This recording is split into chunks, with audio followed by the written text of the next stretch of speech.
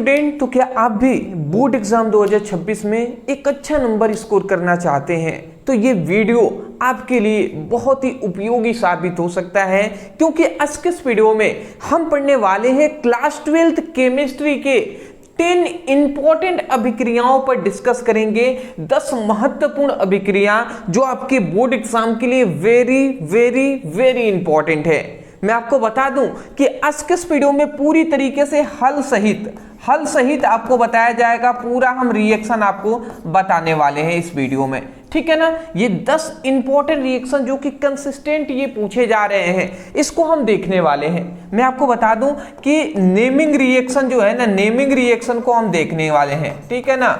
Reaction को, naming reaction जो है उसको हम देखेंगे जी।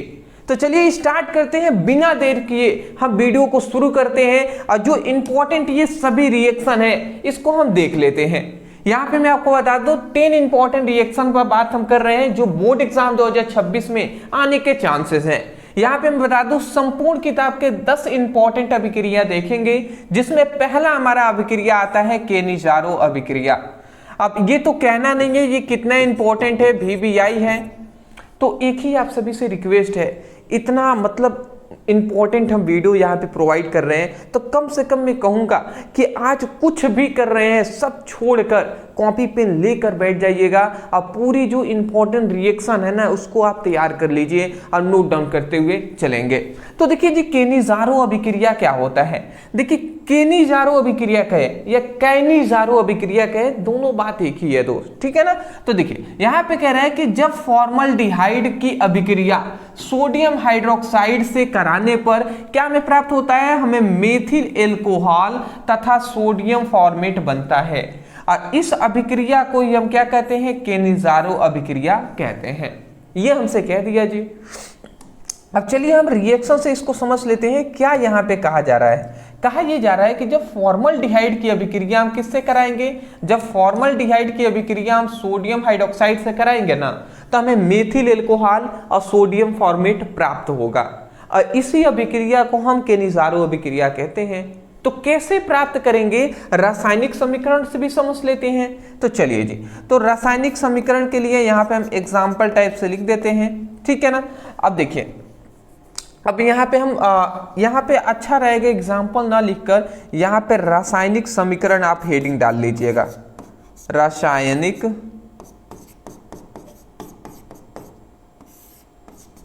समीकरण, ठीक है ना।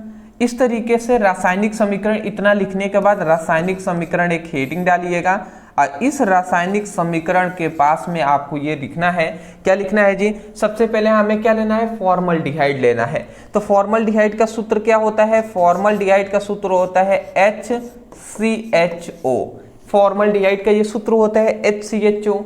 अब इसका हम 2 मात्रा में लेंगे, तो या तो यहाँ पे हम 2 लिख दे, या इससे बेटर रहेगा एक और हम यहाँ पे लिख देते हैं HCHO। 2 मात्रा में हमने फॉर्मल्डिहाइड ले लिया। अब फॉर्मल्डिहाइड की अभिक्रिया किससे कराना है, सोडियम हाइड्रोक्साइड से कराना है।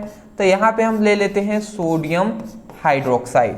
सोडियम हाइड्रोक्साइड से क्रिया कराएंगे, तो क्रिया कराते हैं तो क्या होता है, ध्यान से समझेंगे। होता ये है दोस्त कि यहाँ से ये इतनी चीजें बाहर निकलती हैं, ध्यान से समझेंगे। ये हमारा इतनी चीजें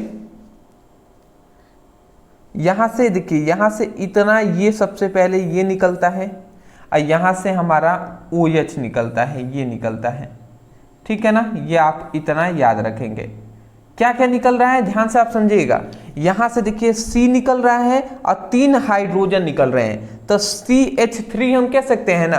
और यहां से OH निकल रहा है, तो ये हमारा क्या निकला, सबसे पहले CH3 निकला, ठीक है ना। CH3 3 है तो CH3 हमने लिख दिया, और फिर यहां से OH इसके साथ जुड़ जाता है तो CH3OH बन गया। अब बचा प्रोडक्ट क्या है देखिएगा, इधर सोडियम बचा हुआ है, इधर 2 ऑक्सीजन है, इधर हाइड्रोजन है और कार्बन है। तो यहाँ पे इसको हम क्या लिख सकते हैं, HCOONA लिख सकते हैं। तो यहाँ पे हम लिख देते हैं इसको HCOONA। तो ये हमारा प्रोडक्ट बनता है जी। अगर आप देखें तो देखिए HCOONA ये हमने लिख दिया है साइड प्रोडक्ट के रूप में। तो यहाँ पे यही तो हमारा अभिक्रिया है। और यहाँ पे ये जो बना ये क्या है दोस्त, तो यही तो है हमारा मेथिल एल्कोहल, मेथिल एल्कोहल है। ये क्या है हमारा मेथिल एल्कोहल है। और ये क्या है, सोडियम फॉर्मेट है। देखिए सोडियम फॉर्मेट, तो सोडियम फॉर्मेट, ठीक है ना, ये सोडियम फॉर्मेट हमारा प्राप्त हो जाता है। तो यहां पे आसानी से आपको समझ में आ गया होगा, ये है फॉर्मल्डिहाइड,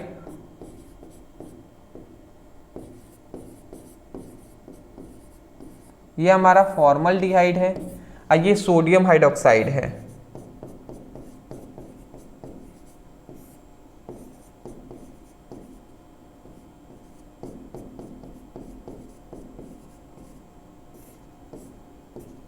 ठीक है ना, तो चलिए इसको नोट डाउन कर लीजिएगा। बहुत ही इंपॉर्टेंट ये हमारा रिएक्शन था जिसको आपको याद कर लेना है।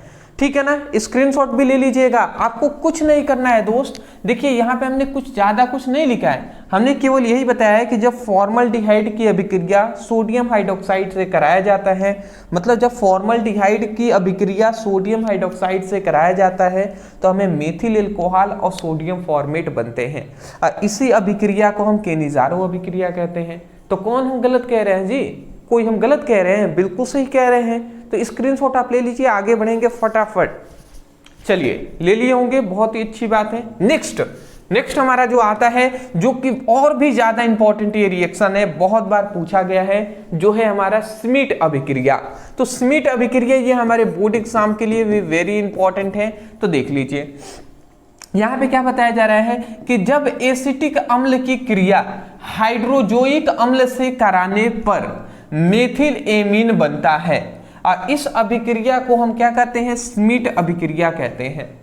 मतलब हमने क्या कहा है कि जब एसिटिक अम्ल की क्रिया हम हाइड्रोजोइक अम्ल से कराएंगे तो हमें क्या मिलेगा, मेथिल एमीन प्राप्त होगा। और उसी को हम क्या कहते हैं, उसी को हम क्या कहते हैं जी, उसी को हम कहते हैं श्मिट अभिक्रिया।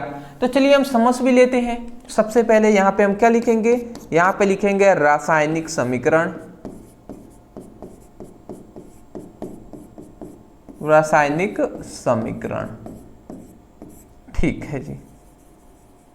अब यहाँ पे हम अपना रिएक्शन लिखेंगे। तो हमें सबसे पहले क्या लेना है, सबसे पहले एसिटिक अम्ल की क्रिया हाइड्रोजोइक अम्ल से कराना है। तो एसिटिक अम्ल का सूत्र क्या होता है, CH3COOH। ये सब फॉर्मूले आप याद रखेंगे।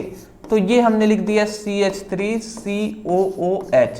ये हमारा क्या हो गया, एसिटिक अम्ल हो गया। अब एसिटिक अम्ल की क्रिया हाइड्रोजोइक अम्ल से कराएंगे। हाइड्रोजोइक अम्ल का सूत्र क्या होता है, N3H। यही ना होता है जी हाइड्रोजोइक अम्ल का सूत्र। तो ये हम लिख देंगे यहाँ पे हाइड्रोजोइक अम्ल N3H। तो ये हाइड्रोजोइक अम्ल हमने लिख दिया।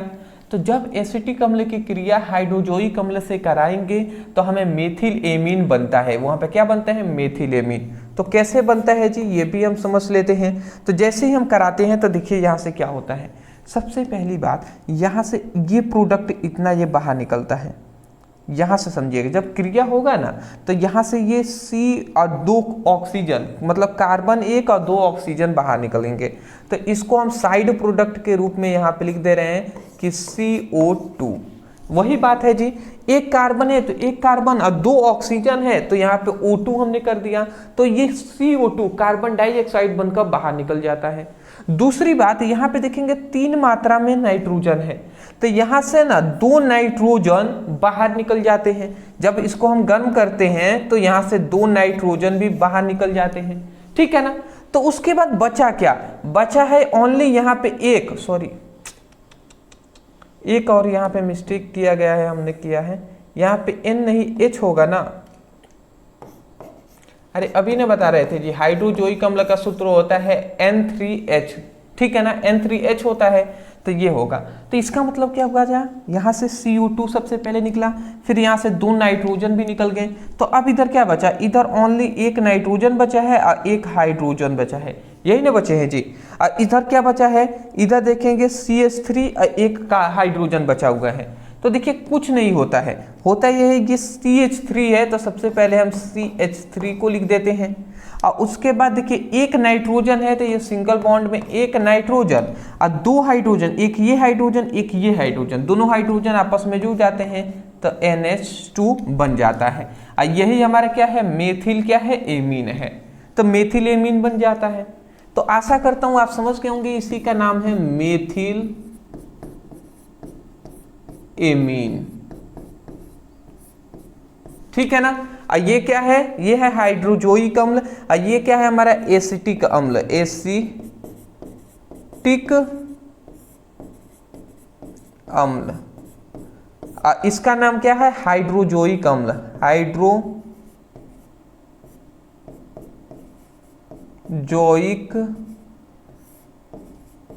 अम्ल।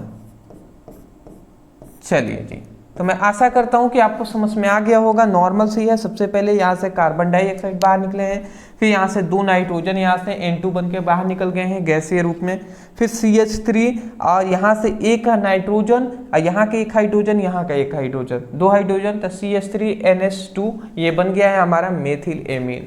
मैं आशा करता हूँ कि रिएक्शन आपको समझ में आ गई होंगी। स्क्रीनशॉट आप ले लीजिएगा, स्क्रीनशॉट फटाफट आप ले लीजिए, आगे बढ़ेंगे हम, ठीक है ना। चलिए जी, आसानी तरीके से समझ में आ गया होगा।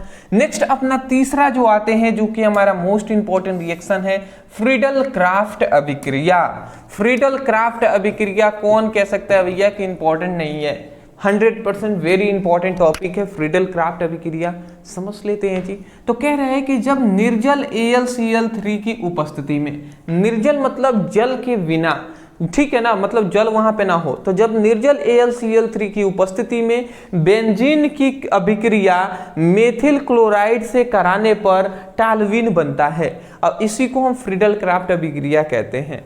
मतलब क्या कह रहा है कि निर्जल AlCl3 की उपस्थिति में हम क्या करेंगे, जो बेंजीन है तो बेंजीन की क्रिया किससे कराएंगे, मेथिल क्लोराइड से कराएंगे। बेंजीन की क्रिया हम किससे कराएंगे, मेथिल क्लोराइड से कराएंगे, तो हमें क्या मिलेगा, हमें टालविन प्राप्त हो जाएगा। क्या प्राप्त होगा, टालविन प्राप्त होगा, और इसी अभिक्रिया को फ्रीडल क्राफ्ट अभिक्रिया हम कह देंगे, ठीक है। चलिए इसका हम रासायनिक समीकरण भी देख लेते हैं। रासायनिक समीकरण,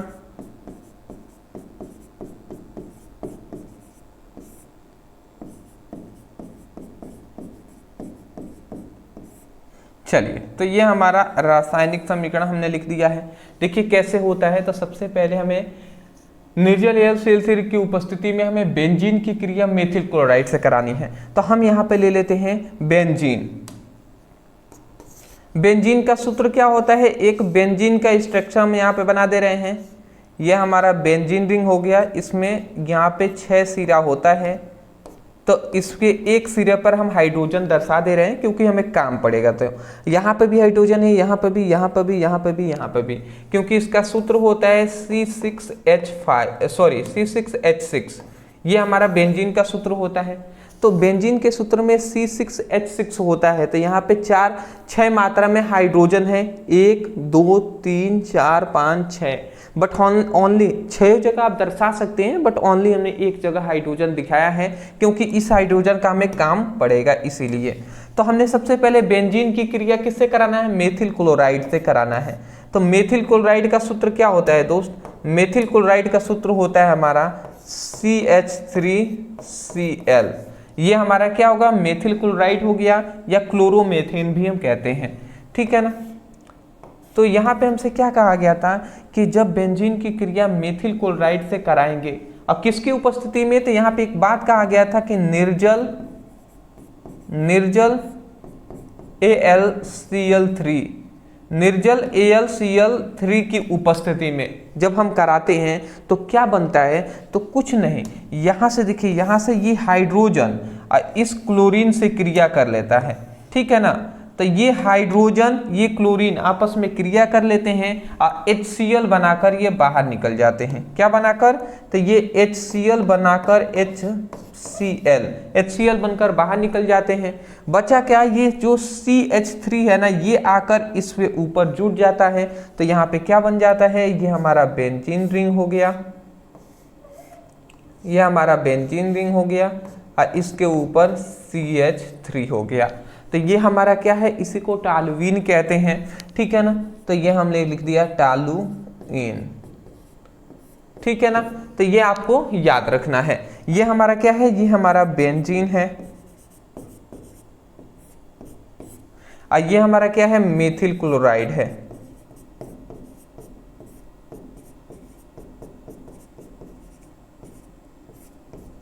चलिए जी, तो मैं आशा करता हूं आप समझ के होंगे। तो नॉर्मल सी बात है, यहाँ पे यही कहा गया था कि जब बेंजीन की मतलब यहाँ पे ये कहा गया था जब निर्जल AlCl3 की उपस्थिति में बेंजीन की क्रिया मेथिल क्लोराइड से कराने पर टॉलुइन प्राप्त होता है। तो बिल्कुल सही बात है जी, आप देख भी सकते हैं, स्क्रीनशॉट ले लीजिए।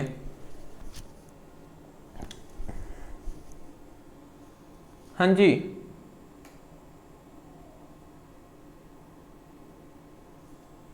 चलिए ठीक है। नेक्स्ट अपने 4th नंबर क्वेश्चन पे आते हैं, जो कि आपको दिखाई यहाँ पे दे रहा होगा, जो है हमारा बूटस फिटिंग अभिक्रिया। क्या है जी, बूटस फिटिंग अभिक्रिया। बोर्ड एग्जाम के लिए वेरी इंपॉर्टेंट है बूटस फिटिंग अभिक्रिया। तो चलिए इसको भी अब हम समझ लेते हैं।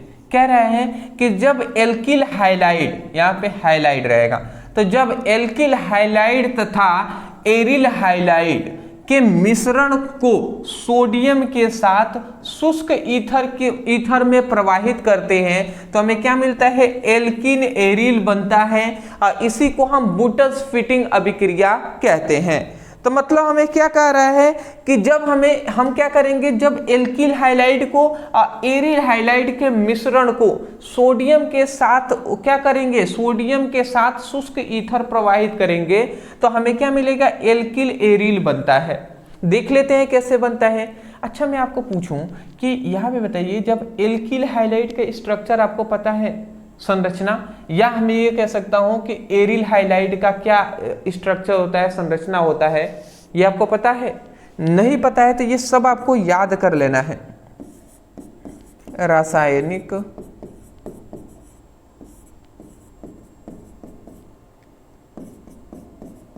समीकरण, ठीक है। चलिए जी, तो रासायनिक समीकरण में हमें सबसे पहले क्या लेना है, देखिए एल्किल हाइलाइड और एरिल हाइलाइड को ले लेना है। तो हम सबसे पहले एक एरिल हाइलाइड को ले लेते हैं। तो यहाँ पे एक बेंजीन रिंग बना देंगे, ये हमारा बेंजीन रिंग हो गया, और इसके ऊपर X हमने लिख दिया। ये क्या है, एरिल हाइलाइड हो गया। तो एरिल हाइलाइड एक हमने ले लिया, और एक हमें क्या लेना था, एल्किल हाइलाइड लेना था। तो एल्किल हाइलाइड मतलब RX, एल्किल हाइलाइड हो गया। तो जब हम एरिल हाइलाइड को और एल्किल हाइलाइड को क्या करेंगे, हम जब इन दोनों को क्या करेंगे, सोडियम के साथ क्रिया कराएंगे, तो सोडियम हम 2 मात्रा में यहाँ पे ले लेते हैं। सोडियम से हम क्रिया कराएंगे और किसकी उपस्थिति में, तो शुष्क ईथर की उपस्थिति में प्रवाहित करते हैं। मतलब यहाँ पे शुष्क ईथर, तो शुष्क ईथर में प्रवाहित करते हैं। तो यहाँ पे क्या बनता है समझिएगा, कुछ होता नहीं है दोस्त। यहाँ से ये होता है ना कि यहाँ से ये एक हाइलोजन एक हाइलोजन, यहाँ से 2 हाइलोजन 2 सोडियम के साथ क्रिया कर लेते हैं। समझ रहे हैं, 2 सोडियम के साथ ये 2 हाइलोजन क्रिया कर लेते हैं, और ये बाहर हमारे निकल जाते हैं। ये इस तरीके से बाहर निकल जाते हैं, 2NaX इस रूप में बाहर निकल जाते हैं। सोडियम हाइलाइड के रूप में ये बाहर निकल गए। समझ रहे हैं ना, 2 सोडियम है तो 2 सोडियम है, 2 हाइलाइड है तो यहाँ पे 2 हाइलाइड भी हो गया, ठीक है। अब बचा यहाँ पे क्या है, ओनली यहाँ पे ये R बचा हुआ है, ये R आकर यहाँ पे X की जगह पर जुड़ जाता है। तो जैसे ही जुड़ता है तो यहाँ पे क्या हो जाएगा, ये हमारा बेंजीन हो गया। अब बेंजीन के ऊपर यहाँ पे एक हाइलाइड जुड़ गया, तो इसी को हम क्या कहते हैं, एल्किल हाइलाइड कहते हैं। क्या कहते हैं जी, alkyl halide, sorry alkyl aryl कहते हैं। तो यहाँ पे हम लिख दे रहे हैं, इसको कहते हैं एल्किन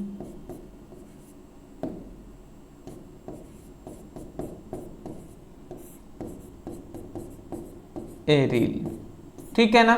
तो ये आपको याद रखना है ये स्ट्रक्चर। तो मैं आशा करता हूँ आप समझ के होंगे। तो ये हमारा क्या था, ये हमारा है एरिल हाइलाइट। तो यहाँ हम लिख दे रहे हैं एरिल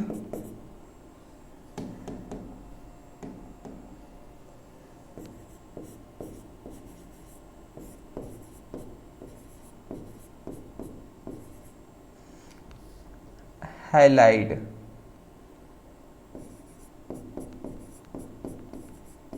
ये एरिल हाइलाइट है, ये क्या है हमारा एल्किल हाइलाइट है।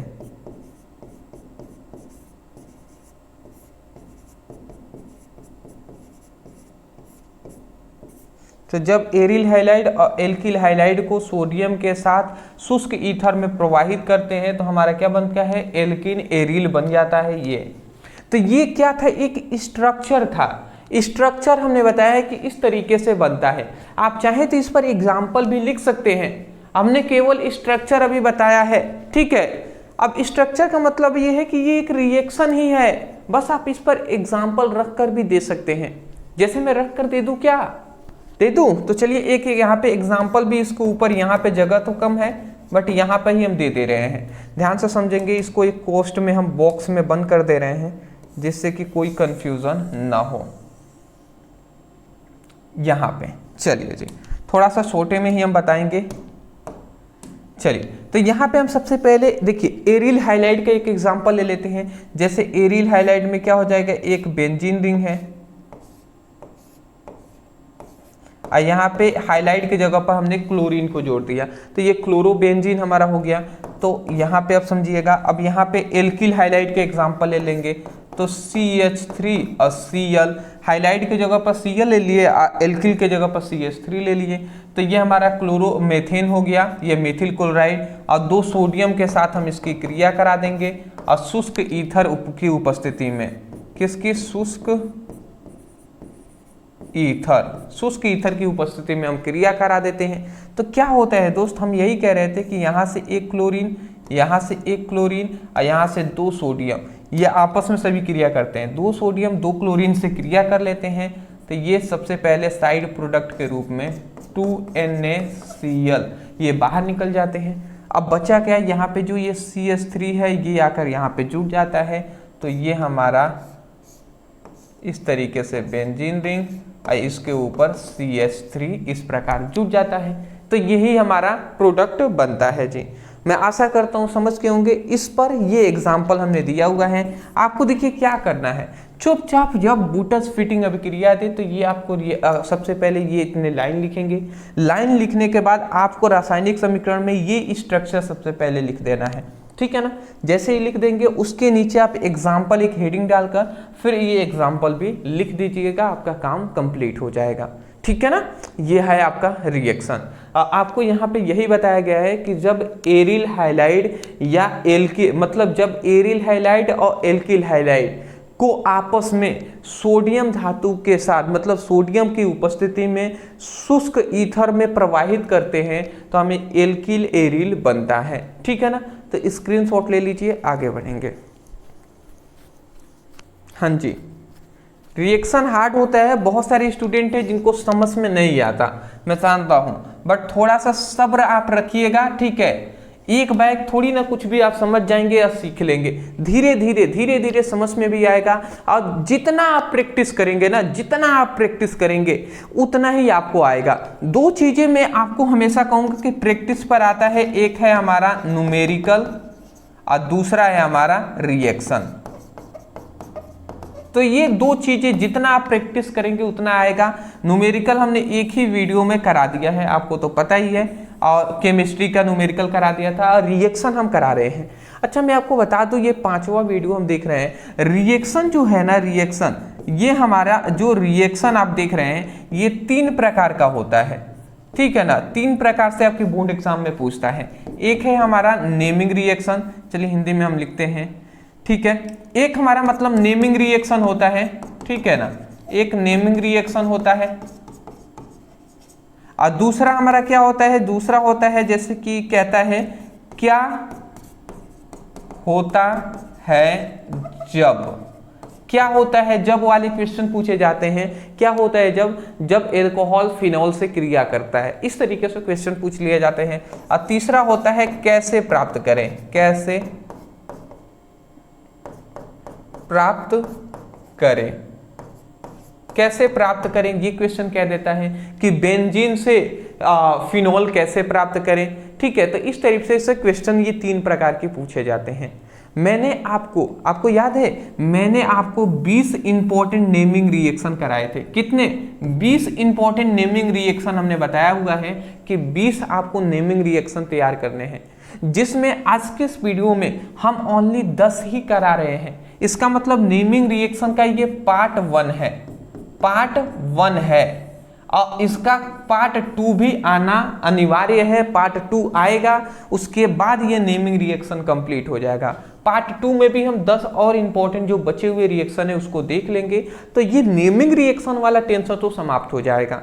उसके बाद हम देखेंगे क्या होता है जब वाले पर, फिर हम लाएंगे आपको कैसे प्राप्त करें इस वाले पर। ठीक है, तो मैं इतना कहूंगा आपसे कि अगर आप इस वीडियो को यहां तक सीरियस होकर देख रहे हैं और आप चाहते हैं अपने बोर्ड एग्जाम में एक अच्छा नंबर स्कोर करना, तो मेहनत तो करना ही ना पड़ेगा, तो मेहनत कीजिएगा। आपको केवल कमेंट सेक्शन में ये लिखना है कि रिएक्शन, ये देख लीजिएगा, इस तरीके से आपको लिखना है रिएक्शन पार्ट 2।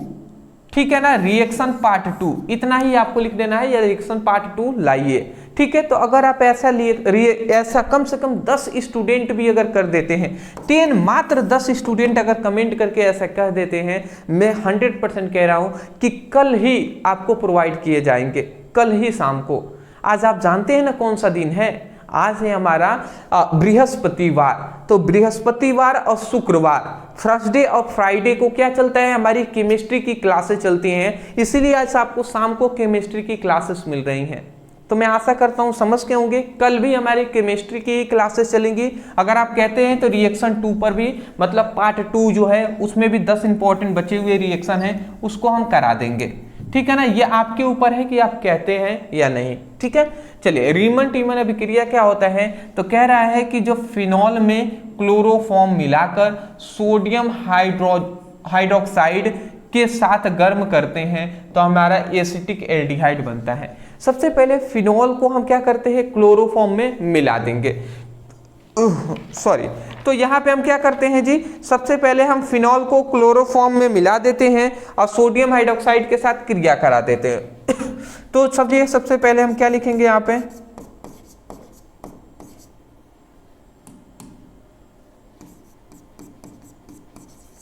रासायनिक समीकरण। तो सबसे पहले हमने रासायनिक समीकरण लिख दिया। अब हमें क्या करना है? सबसे पहले हमें क्या करना है जी? Sorry, 1 minute, just a second, यहाँ पे माइक थोड़ा सा निकल गया है।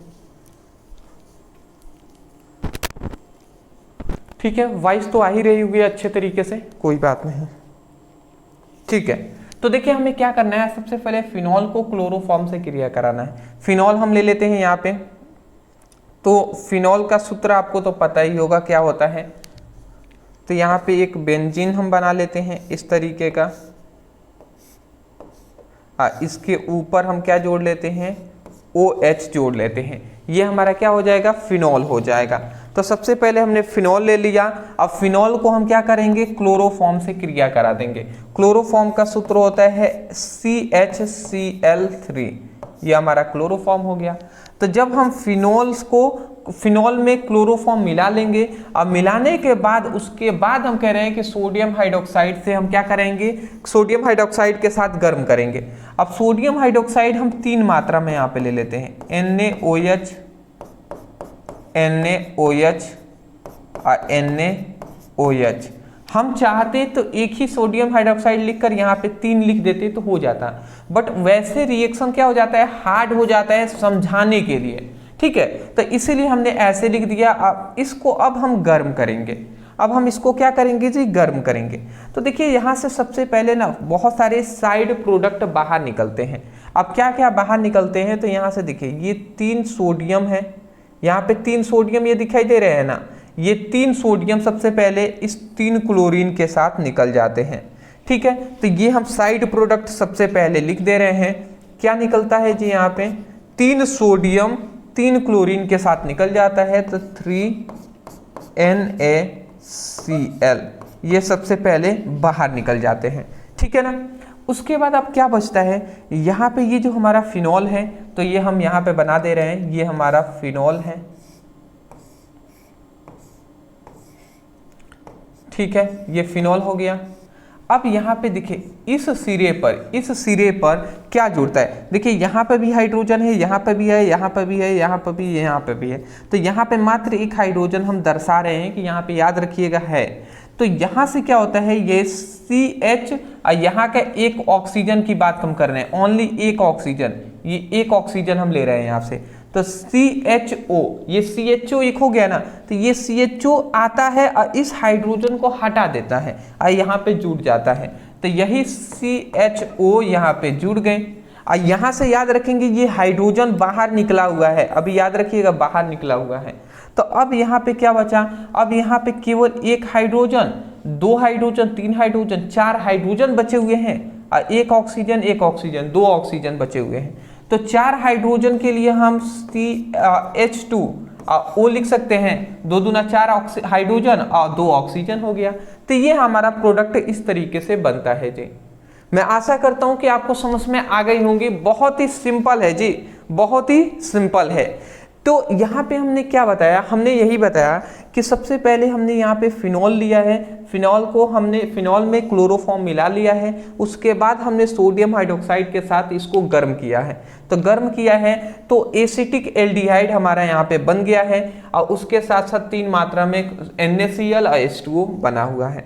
कैसे हुआ रिएक्शन समझिएगा, तो मैं आपको बता दूं, तो देखिए यहाँ पे हुआ क्या है, 3 सोडियम 3 क्लोरीन के साथ सबसे पहले बाहर निकल गए हैं। उसके बाद क्या हुआ है कि यहाँ पे ये फिनॉल है, ऐसे ही हमने यहाँ पे रख दिया है। यहाँ पे याद रखेंगे सभी सिरों पर हाइड्रोजन होता है, तो ये हाइड्रोजन वाला जो बंध है ना, ये टूट जाता है और टूट कर ये हाइड्रोजन तो बाहर निकल जाता है। ये रखिएगा कि यहाँ पे अभी है हाइड्रोजन और CH, ये CH और O, यहाँ पे एक ऑक्सीजन यहाँ पे जुड़ जाता है, तो CHO हो जाता है, यही यहाँ पे जुड़ जाते हैं। तो यही बेंजीन के साथ OH के साथ CHO जुड़ गया है। अब यहाँ पे एक हाइड्रोजन और यहाँ पे एक हाइड्रोजन, 2 हाइड्रोजन, 3 हाइड्रोजन, 4 हाइड्रोजन हो गया, तो 4 हाइड्रोजन के लिए CH2 लिख दिए और 2 ऑक्सीजन भी तो ये बचे हुए हैं ना, तो ये 2 ऑक्सीजन यहाँ पे हमने O लिख दिया, तो 4 हाइड्रोजन हो गए, 2 ऑक्सीजन हो गया। तो ये हमारा इस तरीके से रिएक्शन कंप्लीट होता है जी, ठीक है ना, ये आप याद रखेंगे। इसका नाम क्या है, एसिटिक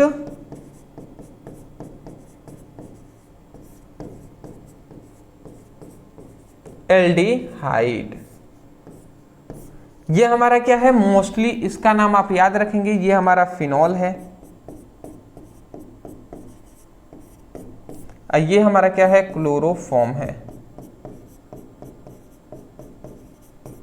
अच्छा मैं आपको एक बात बता दूं, ये आपको ये जो हम रिएक्शन इस तरीके से टूट रहा है या एक कोष्ठ में हम बंद कर दे रहे हैं, ऐसा भूलकर भी एग्जाम में नहीं करना है। ये हम समझाने के तौर पे आपको कर रहे हैं, सिंपल वे में आपको रिएक्शन लिखना है। ये सभी कोष्ठ में ये ऐसे तीर ओर से आपको ऐसे नहीं दिखाना है, समझ रहे हैं ना, ये तो हमने समझाने के तौर पे आपको बताया है, समझ रहे होंगे आप, स्क्रीनशॉट ले लीजिए। चलिए नेक्स्ट अपना आगे बढ़ते हैं। अगला हमारा आता है एल्डोल संघनन। अब एल्डोल संघनन क्या होता है, अब यहां से हमारा जो रिएक्शन है और भी हार्ड होता जाएगा, थोड़ा सा ध्यान से फोकस करना है। एल्डोल संघनन का मतलब होता है ऐसी अभिक्रिया जिसमें 2 एल्डिहाइड या कीटोन, 2 एल्डिहाइड लें या 2 कीटोन लें, आपस में क्षार की उपस्थिति में संयोग करते हैं, तो क्या बनता है, बीटा हाइड्रोक्सी एल्डिहाइड या बीटा हाइड्रोक्सी कीटोन बनता है। मतलब जब 2 एल्डिहाइड को हम क्षार की उपस्थिति में क्रिया कराएंगे तो बीटा हाइड्रोक्सी एल्डिहाइड बनेगा, और यदि 2 एल्डिहाइड ना लेकर 2 कीटोन लेते हैं और उसको क्षार की उपस्थिति में क्रिया कराएंगे तो बीटा हाइड्रोक्सी कीटोन का निर्माण होगा। तो मैं आशा करता हूं कि आपको समझ में आ गई होंगी, ठीक है ना। तो चलिए इसको हम समझ लेते हैं। सबसे पहले हम क्या लेंगे जी, सबसे पहले हम एक एल्डिहाइड ही हम ले लेते हैं, तो यहां पे हम ले लेते हैं एल्डिहाइड।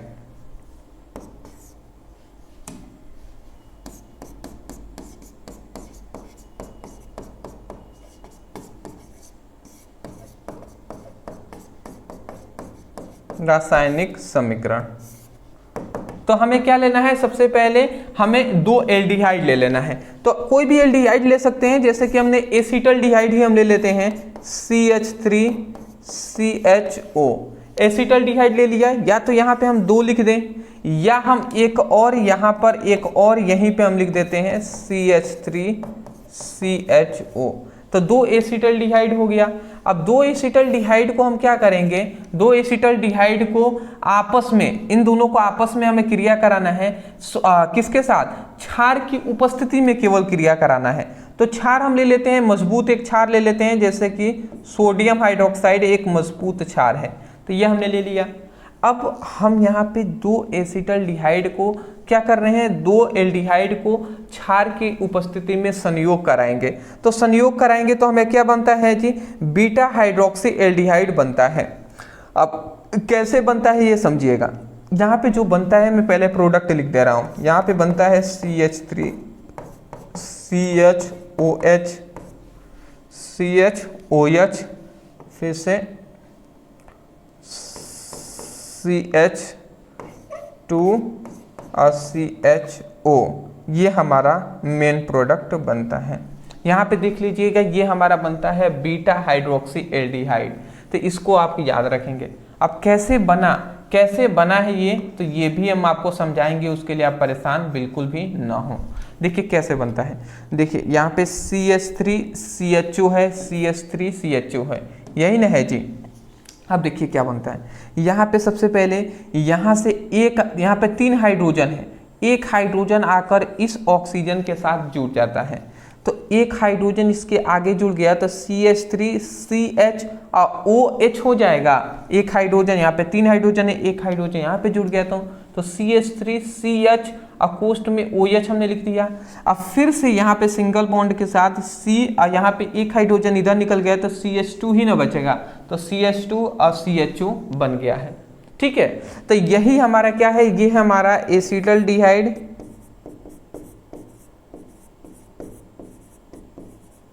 ये हमारा एसिटल्डिहाइड है। और ये हमारा क्या है, ये हमारा है बीटा हाइड्रोक्सी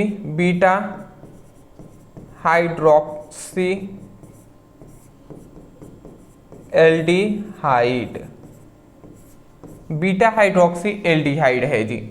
अब यहाँ पे होता क्या है दोस्त, यहाँ पे समझिएगा। इसको अगर हम फिर से इसको हम गर्म करते हैं, मतलब यहाँ पे अभी भी ये रिएक्शन 2 स्टेप में होता है। पहला स्टेप है, ये स्टेप 1 है, यहाँ पर भी आप छोड़ सकते हैं। स्टेप 2 में क्या होता है, स्टेप 2 में देखिए क्या होता है। फिर से हम बीटा हाइड्रोक्सी एल्डिहाइड को ले लेते हैं, CH3CHOH CH2 और CHO। तो बीटा हाइड्रोक्सी एल्डिहाइड को लेकर अगर हम गर्म करते हैं ना, तो होता है यहाँ पे ये है दोस्त कि यहाँ से एक और ये हाइड्रोजन, यहाँ से एक और हाइड्रोजन इसमें इसके साथ जुड़ जाता है। तो जुड़कर अब बाहर निकल जाते हैं। तो देखिए मतलब OH थे ही, सबसे पहले समझिएगा OH है ही, इसमें एक और हाइड्रोजन यहाँ पे जुड़ गया है तो 2 हाइड्रोजन हो गए, तो H2 लिख सकते हैं, एक ऑक्सीजन है तो O लिख सकते हैं, तो H2O बन रहा है इसका मतलब। तो ये H2 बनकर ये सबसे पहले तो यहाँ से बाहर निकल जाता है, बाहर निकल गया। तो अब यहाँ पे याद रखेंगे, यहाँ से OH भी निकल गया है, यहाँ से एक H निकल गया है, तो बचा क्या, CH3 बचा। तो ये हम लिख देंगे सबसे पहले CH3, फिर से यहाँ पे CH बचा है तो CH लिख देंगे, फिर डबल बॉन्ड हम देंगे, यहाँ पे अब ये तो निकल गया है, यहाँ पे भी CH ही बचा क्योंकि एक हाइड्रोजन निकल गया है, तो एक बचा होगा तो CH ही बचा। तो फिर से डबल बॉन्ड CH लिख देंगे और फिर से सिंगल बॉन्ड CHO, यहाँ पे CHO ये हम लिख देंगे। तो ये हमारा प्रोडक्ट बनता है, इसको हम क्या कहते हैं, 2-ब्यूटेनॉल कहते हैं। ठीक है ना, ये वैज्ञानिक नाम है 2-ब्यूटेनॉल।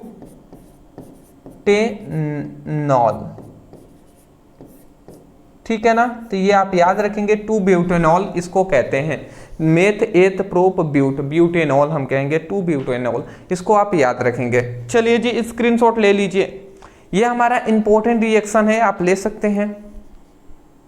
चलिए देखिए, मैं आपको एक और बात बता दूं, बहुत सारे स्टूडेंट कंफ्यूज हो जाएंगे, इसलिए मैं आपको बताना चाहूँगा। जस्ट अ सेकेंड, देखिए क्या हम बताना चाहते हैं कि ये रिएक्शन है ना, आप चाहें तो ओनली पहले स्टेप लिखकर यहाँ तक भी लिख देते हैं तो आपको फुल ही नंबर मिलेंगे, उससे आप परेशान नहीं होंगे। फिर भी हमने आगे के एक लाइन बता दिया है कि ये भी अगर आपको याद हो जा रहा है रिएक्शन तो ये भी याद करके ये भी ये दोनों लिखिएगा। समझ रहे हैं ना? और नहीं अगर आपको हार्ड लगता है रिएक्शन तो बाबू मैं आपको परेशान नहीं करना चाहता कि भैया ये कर लीजिए वो कर लीजिए, मैं इतना ही कहूँगा कि कम से कम आप इतना तैयार कर लीजिएगा। इतना लिखने के बाद ये पहला स्टेप तैयार कर लीजिएगा, ठीक है ना? इतना कर लेंगे बहुत है दोस्त। अगला आता है हमारा क्रॉस एल्डोल संघनन। अब क्रॉस एल्डोल संघनन बताने से पहले मैं आपको बता दूं कि ओनली यहाँ पे याद रहोगा आपको कि हम आपके लिए क्या प्रोवाइड कर रहे हैं, केमिस्ट्री है तो केमिस्ट्री की हम आपको फुल नोट्स प्रोवाइड कर रहे हैं, फुल पीडीएफ नोट्स।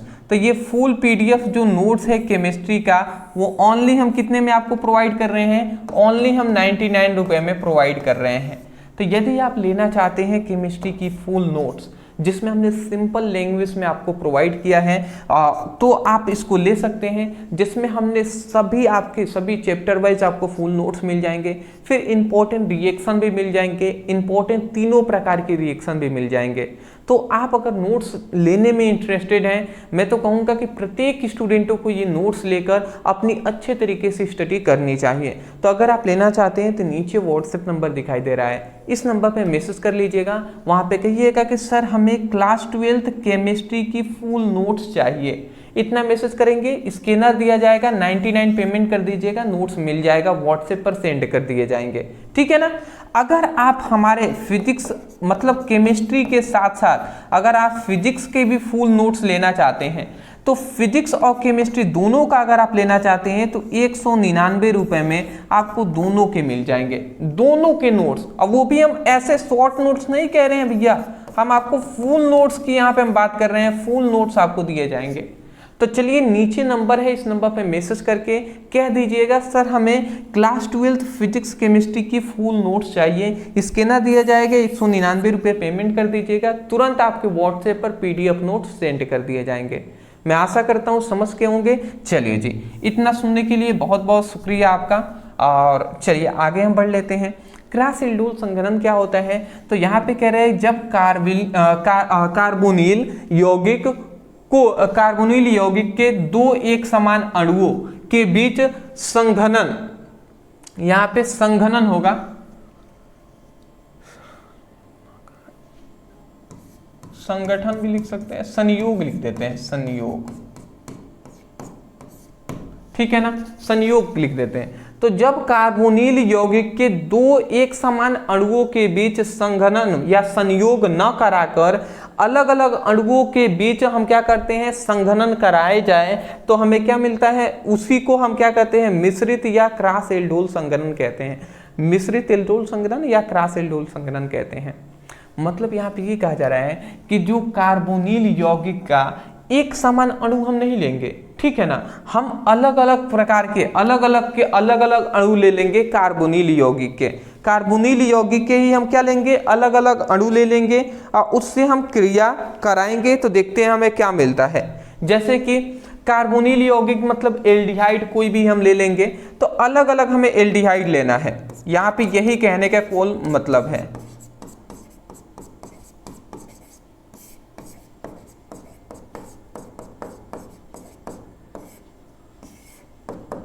तो यहाँ पे कार्बोनिल यौगिक के दो एक समान अणु नहीं लेना है, अलग अलग अणु को लेना है। तो हम कोई भी एल्डिहाइड ले लेते हैं, जैसे कि एक हम फॉर्मल्डिहाइड ही ले लेते हैं। फॉर्मल्डिहाइड का सूत्र होता है HCHO, ये हमारा फॉर्मल्डिहाइड हो गया। तो फॉर्मल्डिहाइड हमने ले लिया। अब फॉर्मल्डिहाइड को एक और हम कोई एल्डिहाइड ले लेंगे क्योंकि एक समान तो लेना नहीं है, तो एसिटल्डिहाइड ले लेते हैं CH3CHO। तो एक फॉर्मल्डिहाइड हो गया, एक एसिटल्डिहाइड हो गया, दो अलग अलग क्या हो गए, कार्बोनिल यौगिक हो गए। तो दो अलग अलग कार्बोनिल अणु हो गए, ठीक है, कार्बोनिल यौगिक के अणु हो गए। अब इसको हम क्या करेंगे, इन दोनों के बीच हम संघनन कराएंगे। तो इन दोनों के बीच हम क्या कराते हैं, संघनन कराते हैं। तो हमें क्या मिलता है ये हमें पता करना है, ठीक है ना।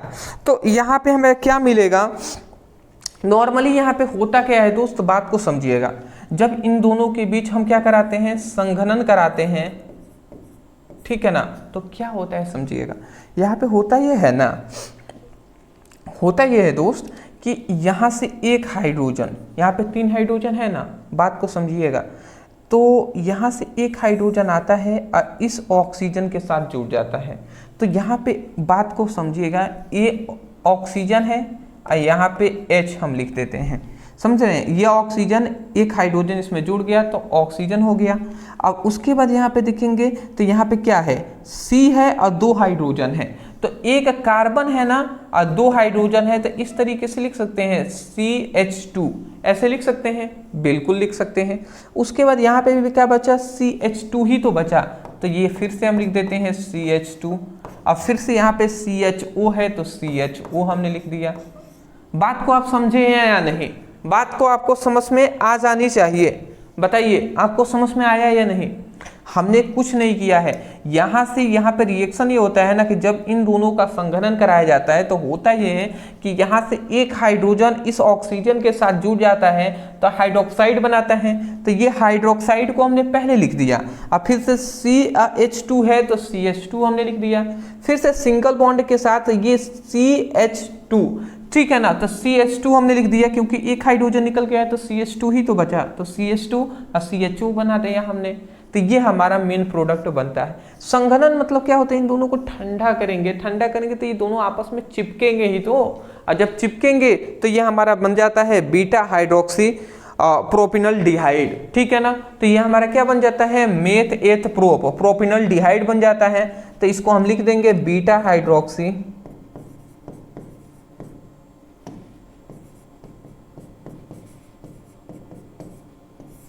प्रोपिनल डिहाइड।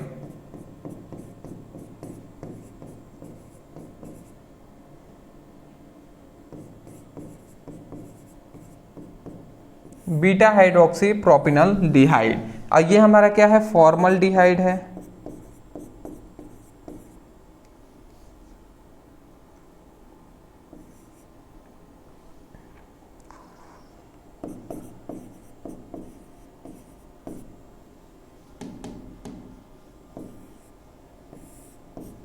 और ये हमारा क्या है, एसिटल डिहाइड है।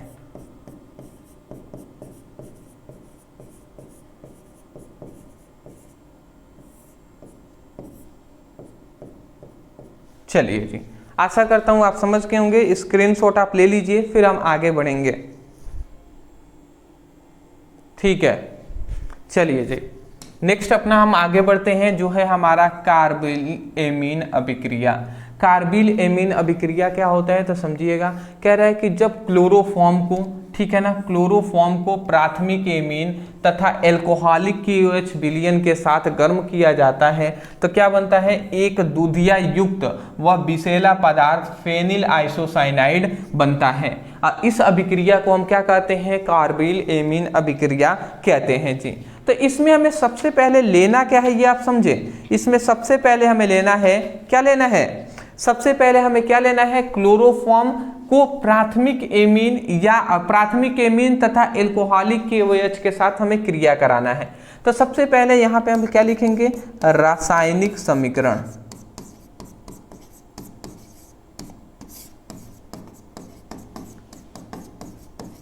अभी आपको ये समझ में आएगा ये लाइन कैसे क्या हुआ है। सबसे पहले हमें क्या लेना है, प्राथमिक एमीन को हमें क्या करना है, प्राथमिक एमीन हमें ले लेना है। अब प्राथमिक एमीन कोई भी हम ले सकते हैं, एल्काइल वाले एमीन भी ले सकते हैं, ठीक है ना, या एरिल वाले भी। तो एरिल वाले हम ले लेते हैं, जैसे कि एक एनिलीन हम ले लेते हैं। एनिलीन एक प्राथमिक एमीन होगा, तो एनिलीन का सूत्र क्या होता है, C6H5NH2। ये हमारा क्या हो जाएगा, ये हमारा प्राथमिक एमीन हो गया, जिसका नाम है एनिलीन।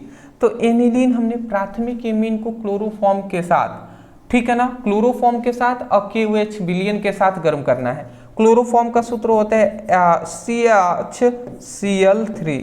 ये हमारा क्लोरोफॉर्म हो गया।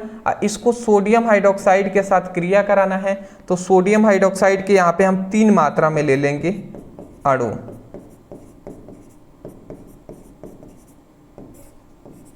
अब यहाँ पे बात को समझिए, क्या हमने कहा, देखिए ये क्लोरोफॉर्म है, तो क्लोरोफॉर्म को प्राथमिक एमीन के साथ, ठीक है, ये प्राथमिक एमीन है, तो प्राथमिक एमीन के साथ जो एल्कोहलिक KOH विलियन के साथ हम क्या करेंगे, इसको हम गर्म करते हैं। तो गर्म करते हैं तो एक दूधिया व विषैला युक्त फेनिल आइसोसाइनाइड हमारा बनता है। अब कैसे बनता है ये आप समझिएगा। होता ये है दोस्त कि देखिए यहाँ से सबसे पहले इतना ये बाहर निकलता है, ये इतना प्रोडक्ट ये पहले बाहर निकलता है, यहाँ से KCl, यहाँ से 3Cl, समझिएगा क्या निकल रहा है, यहाँ से 3 पोटेशियम 3 क्लोरीन के साथ बाहर निकल जाते हैं, 3 पोटेशियम 3 क्लोरीन के साथ बाहर निकल गए। तो ये हम यहाँ पे सबसे पहले साइड प्रोडक्ट के रूप में लिख देते हैं, 3 पोटेशियम 3 क्लोरीन के साथ बाहर निकल गए, तो KCl हमने यहाँ पे लिख दिया सबसे पहले, तो ये हमारा निकल जाते हैं। उसके बाद यहाँ पे होता क्या है जी, यहाँ पे ये होता है ना कि यहाँ से ये जो C है ना, ये C आकर यहाँ पर ऐड हो जाता है, इस नाइट्रोजन के जगह पर यहाँ पे ऐड हो जाता है हमारा, ठीक है ना। तो यहाँ पे हमारा मेन प्रोडक्ट बनता है क्या, ये समझिएगा। होता ही है दोस्त, यहाँ से 2 हाइड्रोजन है ये हट जाते हैं, ये बाहर निकल जाते हैं, इसको हटाकर ये जो आ जाता है यहाँ पे एक C, तो यहाँ पे ये हमारा C6H5 ये हो गया, सिंगल बॉन्ड है तो सिंगल बॉन्ड N, ये डबल बॉन्ड C के साथ जुड़ेगा, क्योंकि देखिए 2 हाइड्रोजन को बाहर निकाला है, इसलिए यहाँ पे एक ही ना कार्बन आ रहा है, तो इसीलिए यहाँ पे डबल बॉन्ड के साथ कार्बन जुड़ जाएगा। तो ये हमारा बन जाता है C6H5NC, ठीक है। तो ये हमारा मेन प्रोडक्ट यही बनता है जी, फेनिल आइसोसाइनाइड। क्या हमें बना गया, फेनिल आइसोसाइनाइड बनता है। अब यहाँ पे बचा क्या हमारा मेन प्रोडक्ट, देखिए क्या बचा है, यहाँ का ये 2 हाइड्रोजन बचा हुआ है, 2 हाइड्रोजन के साथ साथ यहाँ पे देखिए 1 हाइड्रोजन यहाँ का बचा हुआ है, ठीक है ना, 1 हाइड्रोजन यहाँ पे, 3 हाइड्रोजन, 4 5 6 हाइड्रोजन बचे हुए हैं, 6 हाइड्रोजन अभी तक बचे हुए हैं ना। तो ये हमारा 6 हाइड्रोजन है, तो 6 हाइड्रोजन को हम कैसे लिख सकते हैं, 3H2 हम लिख सकते हैं, 3H2O हम लिख सकते हैं कि नहीं, बिल्कुल हम लिख सकते हैं। बात समझ रहे हैं कैसे, देखिए यहाँ का 2 हाइड्रोजन, यहाँ के 1 हाइड्रोजन, 3 हाइड्रोजन और 3 यहाँ पे हैं, 6 हाइड्रोजन है, तो 6 हाइड्रोजन को 3H2 लिख सकते हैं, 3 दूना 6, और 3 ऑक्सीजन भी है तो यहाँ पे O जोड़ देंगे तो 3 ऑक्सीजन भी हो गया। तो यही 3 ऑक्सीजन यहाँ पे हमने लिख दिया है CH2, मतलब H2O लिख दिए हैं 3 मात्रा में। तो आशा करता हूँ आप समझ के होंगे, यहाँ पे ज़्यादा कुछ नहीं हुआ है दोस्त, कुछ भी तो नहीं हुआ है, कुछ भी तो नहीं हुआ है। यहाँ पे क्या हुआ है, 3 पोटेशियम 3 क्लोरीन के साथ बाहर निकल गए हैं, ये सबसे पहले। अब हुआ क्या है कि यहाँ से केवल एक जो क्या है, एक कार्बन है, ये यहाँ पे हाइड्रोजन को हटाकर जुड़ गया है, तो C6H5N डबल बॉन्ड C बन गया है, फेनिल आइसोसाइनाइड हमारा बन गया है। और यहाँ का 2 हाइड्रोजन, यहाँ का 1 हाइड्रोजन, 3 हाइड्रोजन और 3 हाइड्रोजन, 6 हाइड्रोजन है, तो 3H2 हमने लिख दिया, 3 ऑक्सीजन भी है तो यहाँ पे 3H2O लिख दिए हैं, यह हमारा बन गया। और यही हमारा एक विषैला युक्त पदार्थ होता है जिसका नाम है फेनिल आइसोसाइनाइड, फेनिल आइसोसाइनाइड,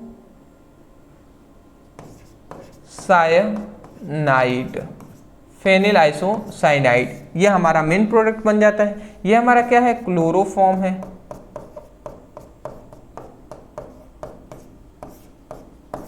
और ये हमारा क्या है, एनिलीन है। ये नाम हम इसलिए लिख रहे हैं क्योंकि आपको लिखना अनिवार्य है, लिखिएगा जरूर, स्क्रीनशॉट ले लीजिए फटाफट। चलिए जी, फटाफट स्क्रीनशॉट ले लीजिए, आगे बढ़ेंगे हम, ठीक है ना। चलिए, ये रिएक्शन इतने इजी नहीं है, बहुत हार्ड ये रिएक्शन है। अगला आता है हेलोफॉर्म अभिक्रिया। हेलोफॉर्म अभिक्रिया क्या है, तो जब यहाँ पे कह रहा है कि जब एथिल एल्कोहल या अथवा, यहाँ पे क्या कह रहा है, अथवा मतलब या तो हम एथिल एल्कोहल ले लें, या हम एसिटल्डिहाइड ले लें, अथवा एसीटोन ले लें। तो इन तीनों में से कोई एक को हम ले लेंगे और उसके बाद उसको आयोडीन के साथ और क्षार के साथ क्रिया कराएंगे, तो हमें पीले रंग का आयोडोफॉर्म बनेगा, और इसी अभिक्रिया को हेलोफॉर्म अभिक्रिया कहते हैं। तो सबसे पहले हम या तो एथिल एल्कोहल लेंगे या एसिटल्डिहाइड ले लेंगे। तो चलिए हम यहाँ पे क्या ले लेते हैं समझिएगा। यहाँ पे सबसे पहले रासायनिक समीकरण लिखेंगे। देखिए सबसे पहले एथिल एल्कोहल ही हम ले लेंगे। तो यहाँ पे हम रासायनिक समीकरण लिख रहे हैं, आप ध्यान से समझिएगा। सबसे पहले एथिल एल्कोहल का सूत्र होता है C2H5OH। ये हमने एथिल एल्कोहल ले लिया। और एथिल एल्कोहल को इन तीनों में से कोई एक लेना है, एथिल एल्कोहल है या एसिटल्डिहाइड या एसीटोन। तो इसमें हमने एथिल एल्कोहल ले लिया और इसको आयोडीन के साथ और क्षार के साथ क्रिया कराएंगे। तो आयोडीन हम यहाँ पे ले लेते हैं, आयोडीन हम ले लेंगे यहाँ पे I2 4 मात्रा में। तो ऐसे 4 मात्रा में इसके I2 के अणु ले लेंगे आयोडीन के। तो ऐसे लिखने से अच्छा है हम ऐसे लिख देते हैं जिससे कि आसानी से आपको समझ में आ गया। I2 को I सिंगल बॉन्ड I लिख सकते हैं। I2 को हम चाहें तो I सिंगल बॉन्ड I लिख सकते हैं। हमें I2 4 मात्रा में चाहिए तो हम इस तरीके से 4 हम लिख देंगे। फिर से I2 I single bond I, फिर से I सिंगल बॉन्ड I।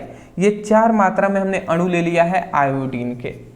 इसको हम क्या करेंगे, हम क्षार के साथ क्रिया करा देंगे। तो क्षार हम ले लेते हैं, यहाँ पे सोडियम हाइड्रोक्साइड हम क्षार ले लेते हैं। तो सोडियम हाइड्रोक्साइड जो क्षार हम लेंगे ना वो कितने मात्रा में होना चाहिए, तो वो हम ले लेंगे 6 मात्रा में। 6 मात्रा में सोडियम हाइड्रोक्साइड को ले लेंगे। तो 1 मात्रा में, 2 मात्रा में, 3 मात्रा में, 4 मात्रा में, 5 मात्रा में और 6 मात्रा में। ये 6 मात्रा में हमने सोडियम हाइड्रोक्साइड को ले लिया। इसको हम क्या कराएंगे, हम इसकी क्रिया करा देंगे। तो जब हम इसकी क्रिया कराते हैं तो क्या बनता है ये हमें समझना है। सबसे पहले तो होता यह है दोस्त कि देखिए यहाँ पे क्या क्या बनता है। पहले यहाँ से ना, यहाँ से ये सबसे पहले ये 5 ये जो सोडियम है, चलिए ऐसे तो ये होगा नहीं, ऐसे मैं बता दे रहा हूँ। ये देख लीजिएगा, यहाँ से ये इतना, ये 5 जो सोडियम है इस 5 आयोडीन से क्रिया कर लेता है, ठीक है ना। 5 सोडियम 5 आयोडीन से क्रिया कर कर बाहर निकल जाता है। तो सबसे पहले इसी को हम लिख देते हैं कि 5Na और I सोडियम आयोडाइन। तो ये हमारा सबसे पहले 5 मात्रा में ये हमारा सबसे पहले बाहर निकल जाता है। बाहर निकल गया कि नहीं, बिल्कुल निकल गया है। अब उसके बाद यहाँ पे क्या बचा ये आप समझिएगा, ये आप समझिएगा। देखिए उसके बाद क्या बचा, उसके बाद ना होता ये है दोस्त कि यहाँ से एक कार्बन, ठीक है ध्यान से समझेंगे आप, यहाँ से 2 कार्बन है 5 हाइड्रोजन है। तो 1 कार्बन 1 हाइड्रोजन यहाँ से निकलते हैं और ये 3 हाइड्रोजन है, सॉरी 3 आयोडीन है, ये 3 आयोडीन बचे हुए इससे क्रिया कर लेता है। तो ये हमारा मेन प्रोडक्ट बनता है CH, जो हमारा क्या बनता है CHI3। ये है हमारा क्या बनता है, इसी को आइडो फॉर्म कहते हैं, CHCI मतलब CHI3, ये हमारा आइडो फॉर्म बन जाता है। अब यहाँ पे ध्यान से समझेंगे, यही हमारा मेन प्रोडक्ट आपको याद रखना है। क्या बचा हुआ है यहाँ पे, यहाँ से CH ओनली निकले हैं। तो इसका मतलब यहाँ पे अभी क्या क्या बचे हुए हैं ये आपको याद कराने के लिए मैं यहाँ पे लिख दे रहा हूँ। यहाँ पे 2 कार्बन था, एक ही ना निकला है जी, तो यहाँ पे 1 कार्बन बचा हुआ है, 5 हाइड्रोजन में से 1 हाइड्रोजन निकला हुआ है। तो इसका मतलब 4 हाइड्रोजन यहाँ पे बचे हुए हैं। कितने हाइड्रोजन बचे हुए हैं, 4 मात्रा में हाइड्रोजन बचे हुए हैं और उसके बाद OH भी बचे हुए हैं, इतना बचा हुआ है। और उसके बाद यहाँ पे देखेंगे तो 1 2 3 4 5 6 हाइड्रोजन बचे हुए हैं, 1 2 3 4 5 6 ऑक्सीजन इधर बचे हुए हैं, ये बचा हुआ है। अब समझिएगा क्या होता है, 1 2 3 4 5 6 हाइड्रोजन यहाँ पे हैं और यहाँ पे एक देखेंगे तो यहाँ पे 4 हाइड्रोजन, 6 और 4 10 हाइड्रोजन हो गए ना। 10 हाइड्रोजन को हम चाहें तो 10 हाइड्रोजन को हम क्या लिख सकते हैं, 5H2 लिख सकते हैं, 5 दूना 10 5H2 लिख सकते हैं। और यहाँ पे हम 5 ऑक्सीजन भी ले लेते हैं, 1 2 3 4 5, ये 5 ऑक्सीजन भी ले लेते हैं। तो 5 ऑक्सीजन इसके साथ जुड़ गया तो 5H2O हम लिख सकते हैं, बिल्कुल लिख सकते हैं। तो ये हमारा बाहर निकल गया साइड प्रोडक्ट के रूप में। तो इसका मतलब यहाँ से 6 हाइड्रोजन भी निकल गया है और 5 ऑक्सीजन भी निकल गया है, केवल एक ही ऑक्सीजन ये वाला बचा हुआ है, इसको याद रखेंगे। एक ऑक्सीजन इधर बचा हुआ है और इधर क्या बचा हुआ है, यहाँ पे कार्बन बचा हुआ है, ऑक्सीजन और H बचे हुए हैं, ठीक है ना, यही ना बचा हुआ है जी। तो देखिए इसको हम क्या लिख सकते हैं, सबसे पहले एक H हम लिख सकते हैं, फिर ये कार्बन है तो ये कार्बन को C लिख दिए, फिर O बचा है तो O लिख दिए, फिर O बचा है तो O हमने यहाँ पर लिख दिया। तो ये हमारा मेन प्रोडक्ट, मतलब ये हमारे साइड प्रोडक्ट के रूप में ये हमारा बच जाते हैं जी, ठीक है ना, ये हमारा बच जाता है। देखिए कुछ खास नहीं करें, H हमने लिख दिया, फिर से C लिख दिए, फिर से एक ऑक्सीजन यहाँ से, फिर एक ऑक्सीजन यहाँ से, और देखेंगे अगर तो एक यहाँ पे सोडियम भी बचा हुआ है, ये सोडियम यहाँ पे हम लिख देंगे, तो सोडियम फॉर्मेट यहाँ पे बन जाता है साइड प्रोडक्ट के रूप में। तो यही हम लिख देंगे HCOONA, ये सोडियम फॉर्मेट बन गया है। आशा करता हूँ कि आपको समझ में आया होगा कि ये कैसे रिएक्शन हो रहा है। रिएक्शन तो इतना हार्ड है ना, इतना हार्ड कि मैं आपको बता नहीं सकता, ठीक है, फिर भी मैं तोड़ तोड़ कर आपको बता रहा हूं। अगर मैं डायरेक्ट यहाँ पे 6 मात्रा में सोडियम ले लेता तो आपको समझ में नहीं आता कि कैसे हुआ है सर, कैसे हुआ है। तो ऐसे हुआ है बाबू, देख लीजिए, मैं आपको फिर से बता दे रहा हूँ। देखिए कुछ नहीं हुआ है, कुछ खास नहीं हुआ है। यहाँ से 5 सोडियम 5 आयोडीन से सबसे पहले क्रिया करके ये 5 Na सोडियम आयोडीन बन के 5 मात्रा में अणु बाहर निकल गए हैं।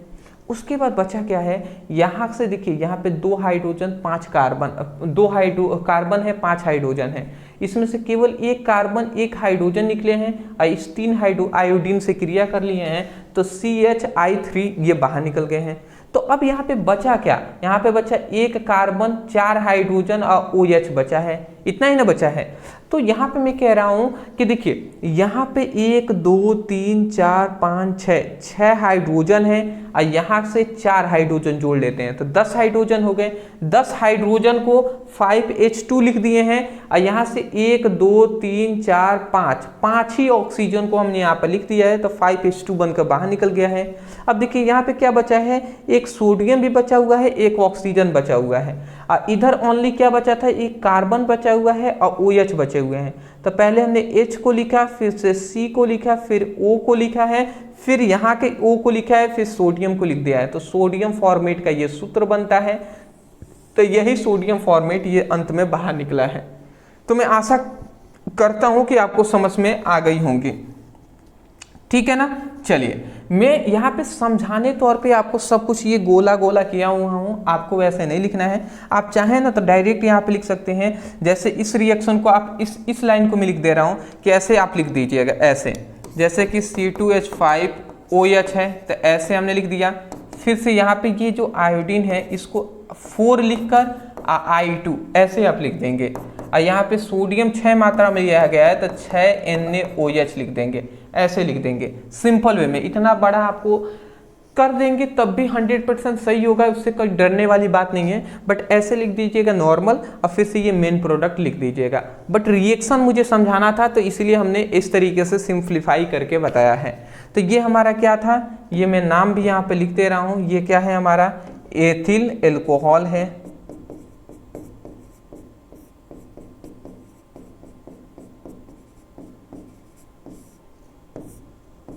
ये आयोडीन है, ठीक है ना, आयोडीन।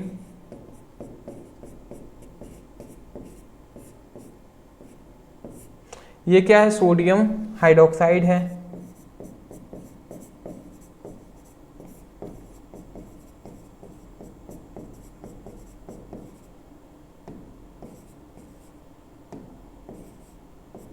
ये सोडियम हाइड्रोक्साइड है।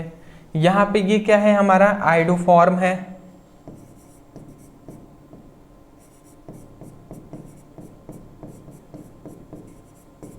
आयोडोफॉर्म है, ठीक है ना। तो मैं आशा करता हूँ समझ के होंगे, ये सोडियम फॉर्मेट है। तो ये आपको रिएक्शन लिखना है। ये है हमारा हेलोफॉर्म अभिक्रिया, स्क्रीनशॉट ले लीजिए।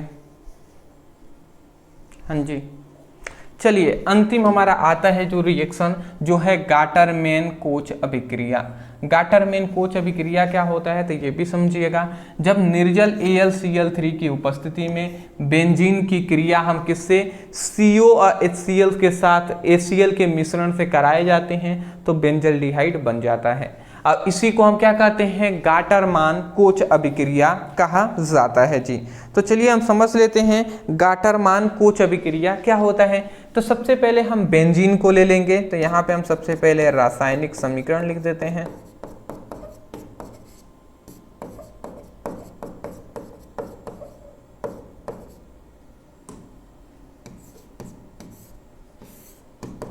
सबसे पहले हमें क्या लेना है, हमें बेंजीन की क्रिया इनसे कराना है। तो हम बेंजीन यहां पे ले लेते हैं। सबसे पहले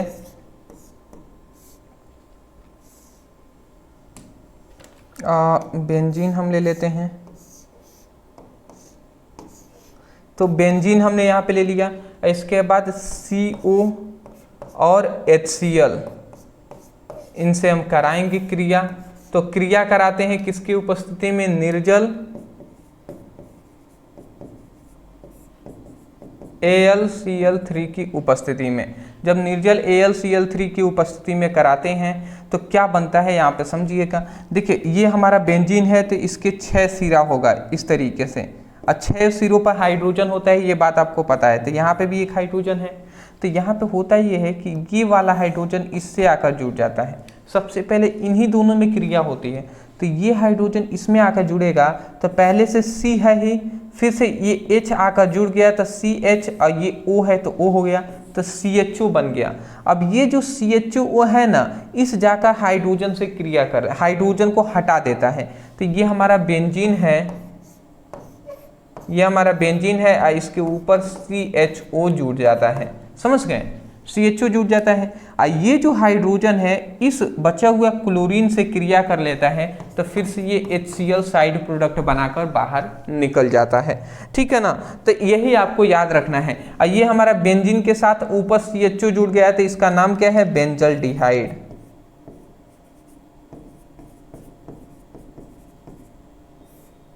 ये हमारा बेंजल्डिहाइड बन जाता है। आशा करता हूँ समझ के होंगे, कुछ खास नहीं हुआ है। यहाँ का हाइड्रोजन इसमें नहीं जुड़ जाए, बल्कि यहाँ का हाइड्रोजन HCl का हाइड्रोजन इसमें जुड़ जाता है, सिंपल रहता है इसीलिए। तो ये CHO बना देता है, ये CHO जाकर इस हाइड्रोजन को हटा देता है तो इसमें जुड़ जाता है। तो ये बेंजीन के ऊपर CHO जुड़कर बेंजल्डिहाइड बना दिया। अब बचा हुआ ये हाइड्रोजन इस Cl के साथ क्रिया करके HCl बनाकर बाहर निकल जाता है। तो ये था हमारा गाटरमैन कोच अभिक्रिया, जो कि आसानी से समझ में आ गई होंगी। देखिए आज हमने ओनली 10 इंपॉर्टेंट रिएक्शन कराया है, पूरी तरीके से हल आपको करके हमने सॉल्व करके बताया है। मैं चाहता तो वीडियो 20 भी ला सकता था, 20 जो इंपॉर्टेंट रिएक्शन थे, नेमिंग रिएक्शन करा देता, बट देख सकते हैं आप 1 घंटा से ऊपर हो चुका है अभी 10 ही कराने में। इसलिए हम इसको कहें कि इसका पार्ट 2 भी आएगा। तो पार्ट 2 अगर आप चाहते हैं तो आप हमें कमेंट सेक्शन में बताइएगा कि सर रिएक्शन पार्ट 2 लाइए कल, ठीक है ना, कल मतलब फ्राइडे को। तो ऐसा आप करके मैसेज कर दीजिएगा, कमेंट कर दीजिएगा, मैं पूरी कोशिश करूंगा वीडियो लाने का। डिस्क्रिप्शन बॉक्स में लिंक है, व्हाट्सएप ग्रुप और टेलीग्राम ग्रुप में जरूर ज्वाइन हो जाएंगे, वहां से अपनी पढ़ाई कीजिए और आप सीरियस हो जाइए दोस्त, सीरियस होकर हमें पढ़ाई करना है। मैं यहाँ पे कुछ कॉमेडी नहीं करने आया हूँ कि मैं आपको कॉमेडी करके दिखाऊं जिससे मजा आए। पढ़ाई मजा नहीं है दोस्त, मजा नहीं है, मेहनत करना पड़ेगा, संघर्ष करना पड़ेगा आगे बढ़ने के लिए। तो मेहनत कीजिए, आगे बढ़िए। और नोट्स लेने के लिए अगर आप फिजिक्स केमिस्ट्री के फुल नोट्स लेना चाहते हैं, अभी तक नहीं लिए हैं, तो ओनली 199 में मिल रहा है। नीचे व्हाट्सएप नंबर है, इस नंबर पे मैसेज कीजिएगा, व्हाट्सएप पर कहिएगा सर हमें फिजिक्स केमिस्ट्री की फुल नोट्स चाहिए, ऐसे लिखकर मैसेज कीजिएगा, वहाँ पे आपको फिजिक्स केमिस्ट्री की फुल नोट प्रोवाइड कर दी जाएंगे। Thank you so much for watching this video. Thank you.